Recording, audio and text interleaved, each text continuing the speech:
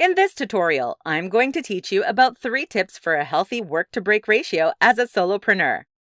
One thing many solopreneurs struggle with is feeling overwhelmed and overworked since they handle all their business themselves. Not to mention, many solopreneurs feel like they have to keep working in order to make enough money to support their lifestyle and goals. All around, overwork and burnout are some real challenges that the everyday solopreneur faces. One way that solopreneurs can tackle these issues is by having a healthy work-to-break or work-to-life ratio. Here are 3 tips for achieving a healthy work-to-break ratio to help you keep motivated and healthy, even as a solopreneur. 1. Set up work hours. As a solopreneur, it is easy to simply work when you feel like it. Because you manage your own time and resources, there's no one breathing down your neck to tell you when to work and when to sleep. This is an obvious benefit of being a solopreneur, but it comes with a drawback. Your work-to-break ratio can be completely skewed. Though it is okay to not follow a schedule every now and then, you need to have a pretty consistent work schedule to follow on your regular work days. Work hours can help you know when it's work time and when it's rest time. Make sure to schedule given breaks into your day, just as you would if you worked at an office. 2.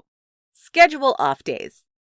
In addition to having work hours, make sure to schedule off days as well. Most solopreneurs have a wacky schedule that has them doing work 7 days a week. Though there are some weeks where you may need to work more than others, you need to have consistent off days. If you have children, you might want to schedule your off days on the weekend when they're home from school.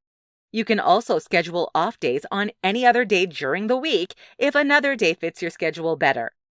It doesn't matter when your off days are, just that you take them. 3.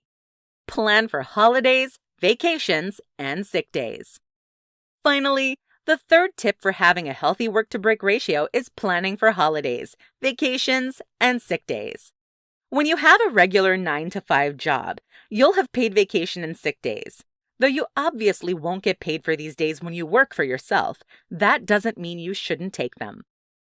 Follow through.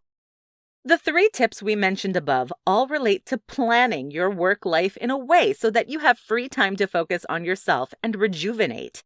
It's important to note that these tips mean nothing if you're not willing to follow through. Make sure that you consistently stick to your work schedule, complete with frequent breaks. Also, do not work at all on off days, holidays, vacations, and sick days. Though it may be difficult to fight the temptation to work, give yourself a break and view these off days as actual off days. If you need a little extra motivation to improve your work-to-break ratio, just remember that breaks are necessary for mental and physical health. If you don't take time off, you will get worn out and sick, causing you to experience burnout and produce lower quality work. In other words, taking more breaks leads to better work, which leads to a more successful business.